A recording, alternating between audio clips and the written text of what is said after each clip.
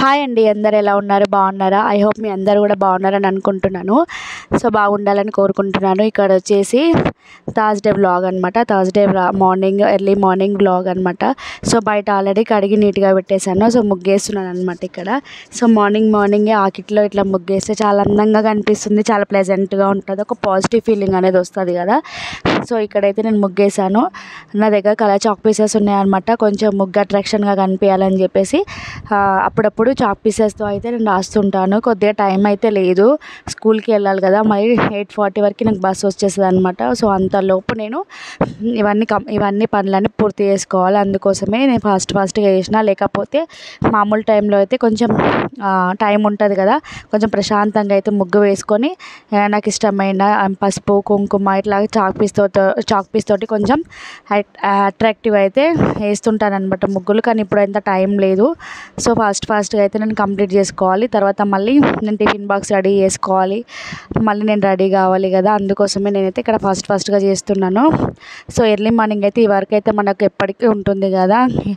So ఈ work అయితే complete చేసుకోవాలి. సో ఇక్కడ బయట అయితే కడిగి ముగ్గు పెట్టిన తర్వాత బాల్కనీ అయితే క్లీన్ చేస్తున్నాను అనమాట. సో ఇది ఈ మధ్యలో చేసాం కాబట్టి ఇదేంటంటే ఈ బండలు, ఇంతకుముందుకు మాకు బండలు ఉండేటివి కదా. సో దాని మీద మట్టి అంతా నడుస్తుంటే ఆ మట్టి అంతా గలీజ్గా కనిపించకపోయేది. కాకపోతే ఫ్లోరింగ్ చేసిన తర్వాత నీట్గా ఉంది. కాకపోతే ఏంటంటే వాళ్ళు అక్కడెక్కడ నడుస్తున్నారు కదా, సో వాళ్ళు నడిచిన ఏమంటే అద్దులు పెట్టివి మట్టితోటి గలీజ్గా కనిపిస్తున్నాయి అనమాట. బండలు అయితే టైల్స్ అట్లా అవి ఉండేటప్పుడు అయితే అట్లా కనిపించకపోయేది, ఇప్పుడైతే చాలా గలీజ్గా కనిపిస్తున్నాయి.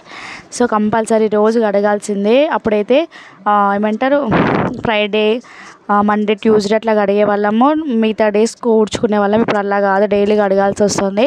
సో నెక్స్ట్ ఇక్కడ వచ్చేసి నేను ఇక టిఫిన్ బాక్స్ రెడీ చేసుకోవాలి కాబట్టి, సో నైట్ వచ్చి మా ఇంట్లో చికెన్ ఉండే అనమాట. సో చికెన్ తీసుకోవడం నాకు ఇష్టం లేదని చెప్పేసి నేనైతే రైస్ వండుకొని ఎగ్ రైస్ లాగా చేసుకొని వెళ్దామని చెప్పేసి ఎగ్ రైస్ అయితే ప్రిపేర్ చేస్తున్నా. ఇక్కడ ఏంటంటే కొంచెం నాన్ వెజ్ తీసుకోవాలని, ఇది కూడా నాన్ వెజే, కాకపోతే చికెన్ కర్రీ తీసుకోవడం నాకు ఎందుకో ఇష్టం లేదు స్కూల్కి.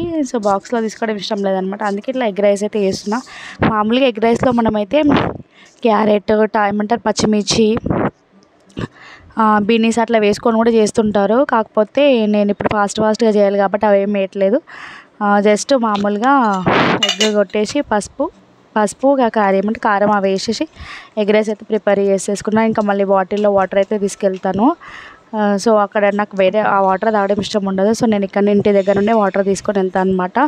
సో మార్నింగ్ టైంలో అయితే టిఫిన్ చేసుకునేంత టైం కూడా ఉండదు, ఎందుకంటే 8:30 వరకు బస్ వచ్చేస్తుంది.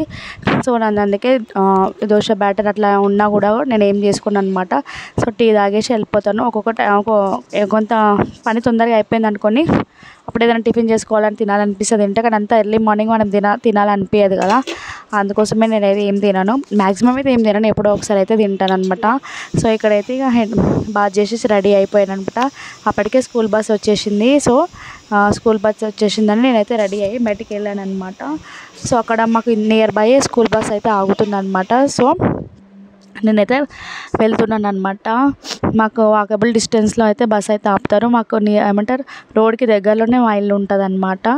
సో బస్ వచ్చిందని మాకు చెప్పగానే నేనైతే వెళ్తాను అనమాట బస్ దగ్గరికి.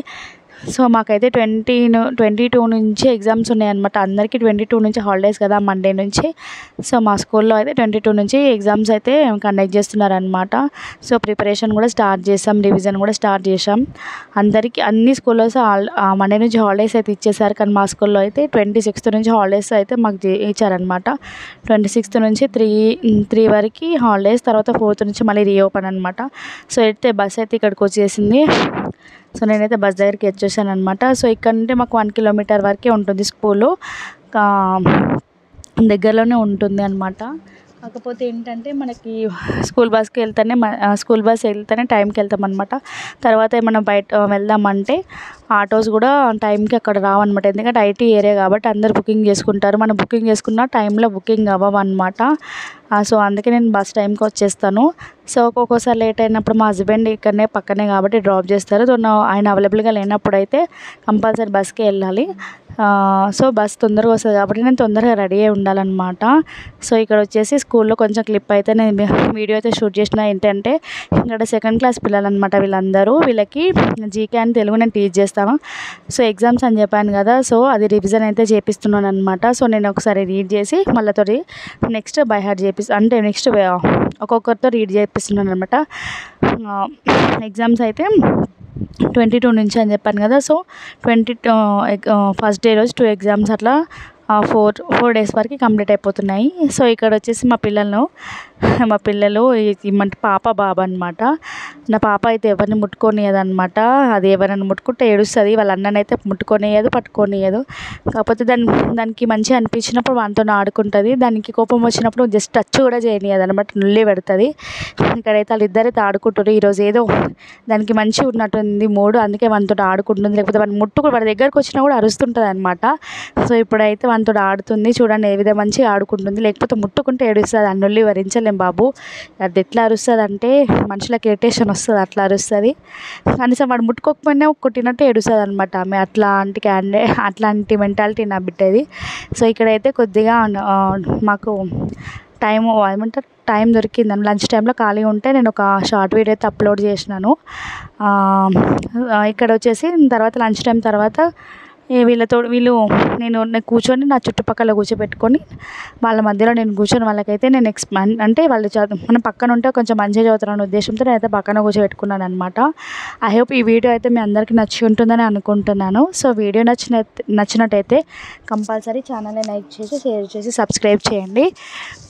సో అయితే వీళ్ళని అందరైతే చదివిస్తున్నాను అనమాట. పిల్లలు అయితే ఏంటంటే కొంతమంది పిల్లలేమో యాక్టివ్గా ఉంటారు, ఇంటెలిజెంట్గా ఉంటారు. 1-2 సార్లు చెప్తే క్యాచ్ చేసుకుంటారు. కానీ కొంతమంది పిల్లలు మాత్రం మనం ఎన్నిసార్లు అరిచి చెప్పని మొత్తుకొని కనీసం వాళ్ళు కొంచెం మైండ్కి కూడా పెట్టారనమాట. ఇన్నిసార్లు అరుస్తుంది కానీ అన్నిసార్లు అరిచినా కూడా వాళ్ళు అంతే పట్టించుకోరు.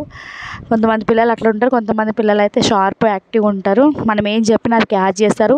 తొందరగా మళ్ళీ రిపీట్ చేయడం కానీ నేర్చుకోవడం కానీ అట్లా ఉంటారు. కొంతమంది పిల్లలు ఏమో అలా ఉంటారు. సో ఇట్లా ఉంటారనమాట క్లాస్లో పిల్లలైతే. ఇక్కడ వచ్చేసి వాళ్ళతో అయితే రీడింగ్ చేపిస్తున్నాను. ఈ వీడియో నచ్చితే లైక్ చేయండి.